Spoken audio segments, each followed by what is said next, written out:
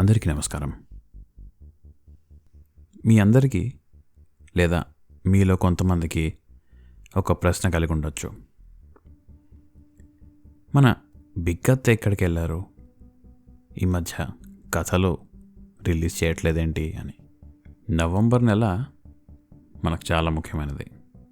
అంటే అక్టోబర్ కూడా ముఖ్యమైనది అనుకోండి. అక్టోబర్లో మనకి దసరా వచ్చింది, నవంబర్లో ఇప్పుడు మనకి దివాళీ వచ్చింది, దీపావళి వచ్చింది. కాబట్టి బిగ్ అత్త ఆ పనులలో కొద్దిగా బిజీగా ఉన్నారు. బిగ్ అత్త ఏమన్నారంటే, నేను చెప్పకపోవచ్చు కానీ నువ్వే తను చెప్పు అన్నారు. మీకు తెలియాల్సిన విషయం ఏంటంటే, నేను తెలుగు మామూలుగా మాట్లాడతాను, కానీ ఈ టీవీలో చూస్తారా, ఇప్పుడు మీరు చూయబోయే ప్రోగ్రాము మొగలి రేకులు చెప్పడం నాకు రాదు. కాబట్టి మామూలుగానే మాట్లాడతాను. నేను మా ఇంట్లో ఎలా మాట్లాడతానో మీతో కూడా ఇప్పుడు అలాగే మాట్లాడతాను. కొన్ని రోజుల్లో మా అమ్మ పుట్టినరోజు రాబోతుంది. కాబట్టి నేను మా అమ్మ గురించి మాట్లాడదాం అనుకున్నాను. తర్వాత ఏమైందంటే, నేను యూట్యూబ్లో నారీ శక్తి పురస్కార్ అని ఒక అవార్డు ఉంది. మన గవర్నమెంట్ ఆఫ్ ఇండియా ప్రెసిడెంట్ చేతులతో ఇస్తారు ఈ అవార్డు. ఏమవుతుందంటే,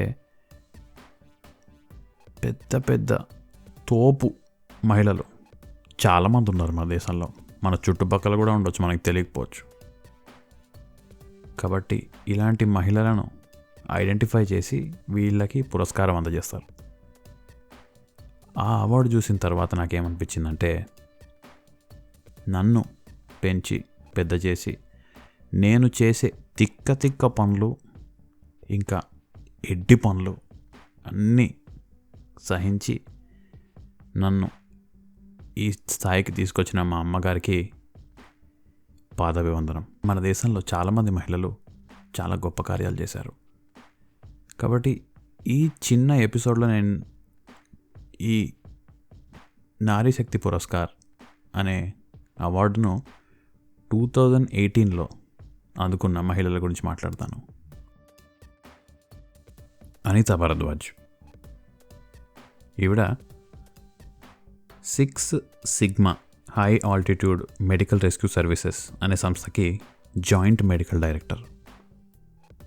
ఈ సంస్థ మార్చ్ 2018 వరకు 50,000 మంది హై ఆల్టిట్యూడ్ అంటే ఎత్తైన ప్రదేశాల్లో ఉన్న వాళ్ళకి వైద్య సేవలు అందజేసింది.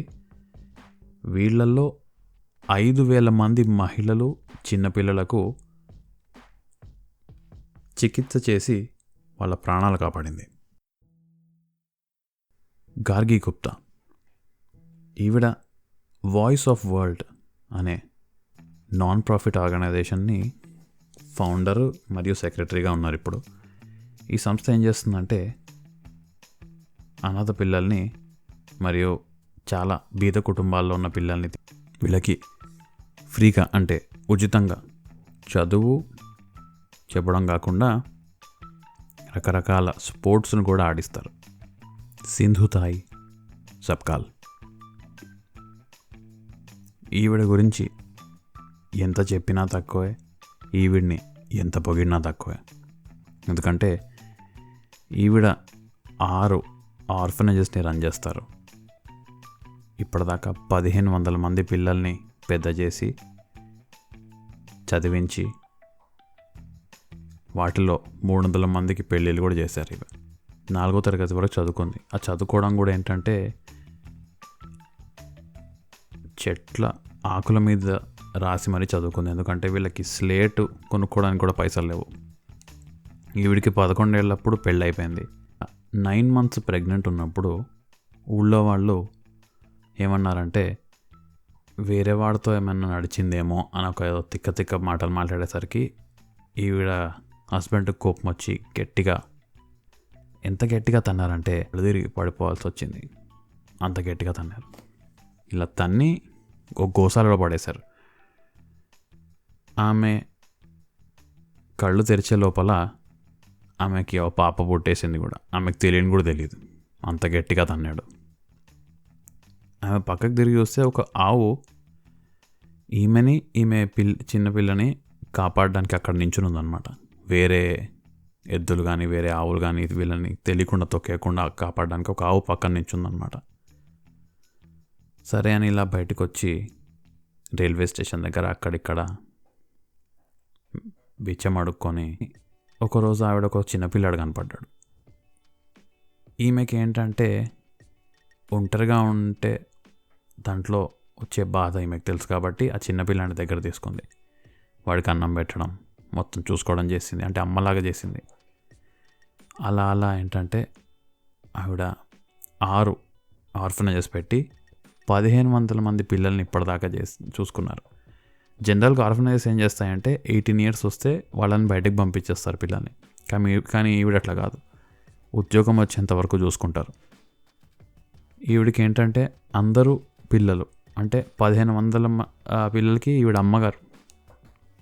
ఈవిడికి ఇప్పుడు 250 అల్లుళ్ళు ఇంకా 50 మంది కోడళ్ళు ఉన్నారు. ఈవిడ సింధుతాయి. నవికా సాగర్ పరిక్రమ అనేది ఒక ప్రోగ్రాం ఉంది మన ఇండియన్ నేవీది. దీంట్లో ఏంటంటే 6 మహిళల టీము మన ప్రపంచం చుట్టూ పరిక్రమ చేస్తారు. ఈ 6 అందరూ మహిళలే. వీళ్ళలో lieutenant commander Vartika Joshi, lieutenant commander Pratibha Jamwal, lieutenant commander Aishwarya Bodapati, lieutenant commander P Swathi, lieutenant S Vijayadevi, lieutenant Payal Gupta.